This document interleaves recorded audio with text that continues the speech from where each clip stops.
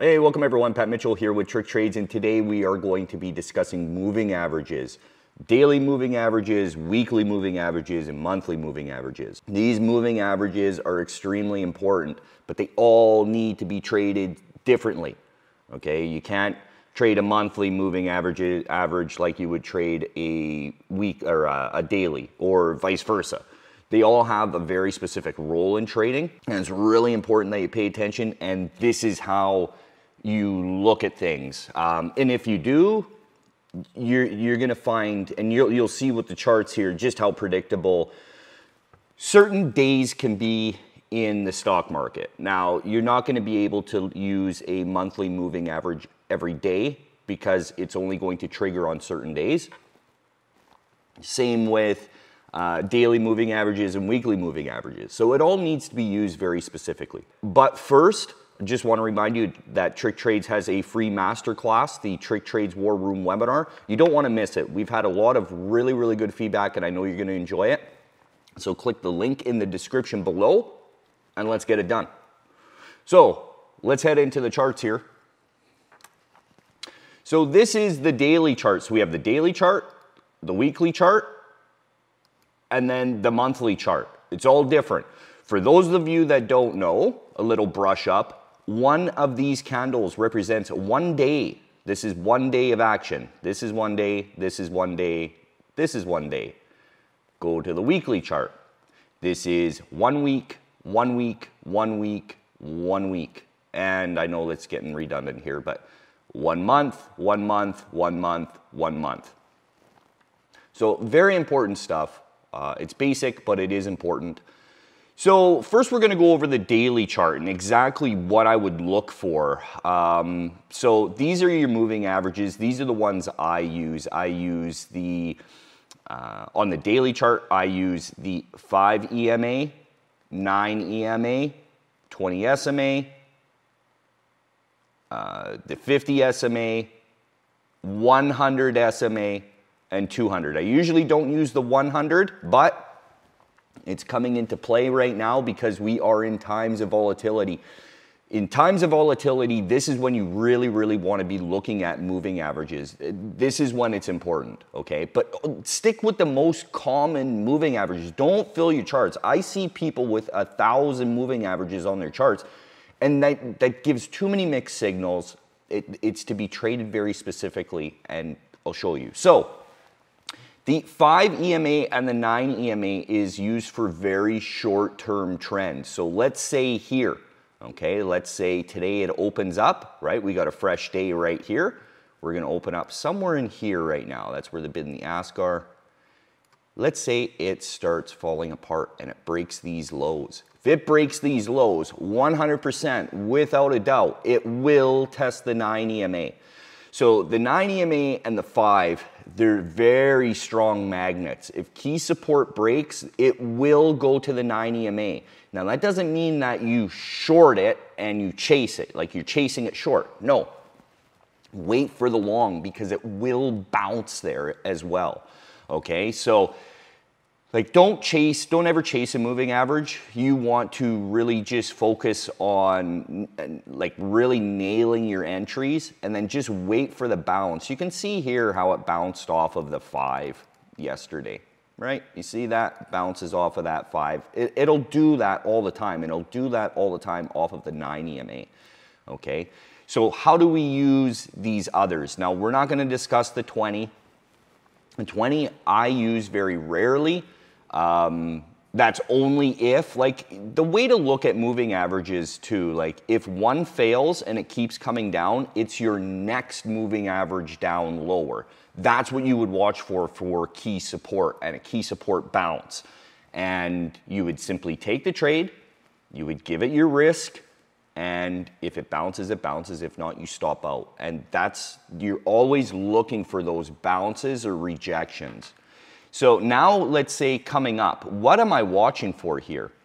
I'll tell you what, just like with the 9 EMA today, if it opens up here and we break, okay? So let's say it opens up, it pulls back to this support, it holds, I go long, and I'm gonna hold. If if it breaks the high of the previous candle, and we got nothing but air up to the 50, which is this purpley blue line, I will absolutely hold. I will absolutely hold because it will magnet to that 50. It will, okay? There's certain days that it will. Now, you'll have to refer back to the X Factors free video lesson that I did because some of this does have to do with the X Factors. It has to do with experience and intuition, knowing when it's going to magnet to these levels. And I know that sounds crazy, but you're just gonna have to trust me with that. So same thing with the 200 and the 100. So that's really important to watch for retracements, magnets, bounces, or rejections. That's the daily. Now the weekly. Now the weekly becomes really important. The weekly and the monthly becomes really important in times of pullbacks. Okay, you see this? See how, now this 100 I don't normally use. I would be watching on each and every one of these pullbacks down to the 200 on the weekly, okay? See how it bounces there absolutely flawlessly, right? Now, with that said, every time that we fell apart, we grabbed these lows, and same with the 50 here on this. I can remember this day, very first day that it started falling apart. So right when it first fell apart there, it pulled right to the 50, okay, and bounced because this was just due to a parabolic pullback.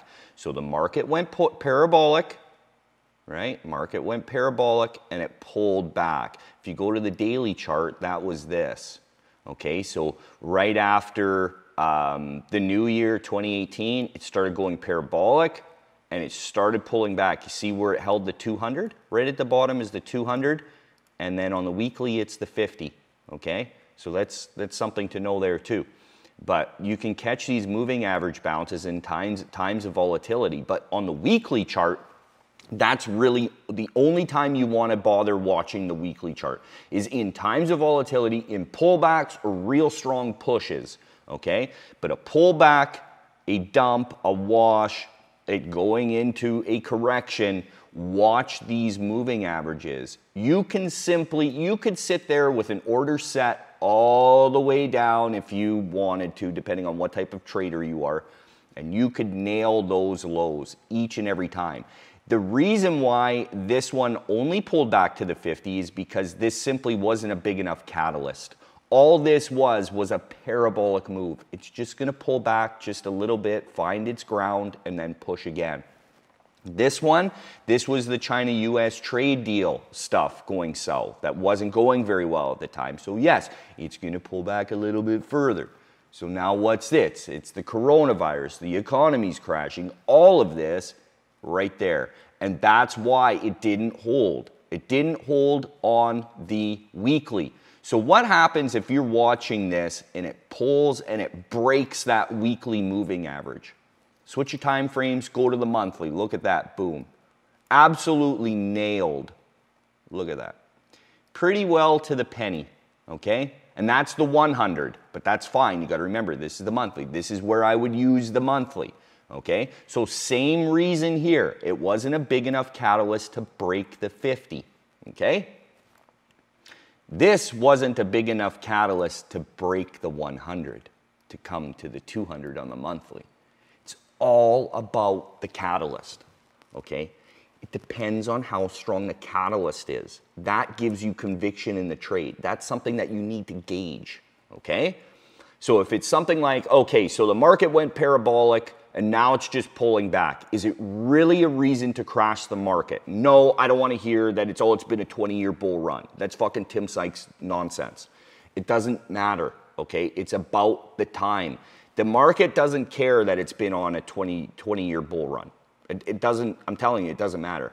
People will, it gets to the point where it's almost too big to fail. And I'm not saying that right now it's not going to fail because this is actually quite scary. I do want to do a video lesson on that and just give you guys my thoughts of where I really do think the market's going to head in the short term and the medium term and the long term. But anyways, we'll get to that later. But with these, it's about the catalyst. You have to gauge that catalyst, okay? This is where speculation comes in, a little bit of speculation, but that's the fun part of the stock market. That's why people, the majority of people get into trading. So that's something to definitely remember. And just want to remind you one more time that Tricktrades has a free masterclass, the free Tricktrades War Room webinar. It's in the description below. Go check it out. I know you're going to love it, guys. Great free information there, and it's all free. But if you happen to scroll on tricktrades.com, it's right on the homepage as well. These moving averages are very important, and you really should pay attention to them on the different time frames. So with that said, guys, I hope you enjoyed this. I hope you learned something. Adios.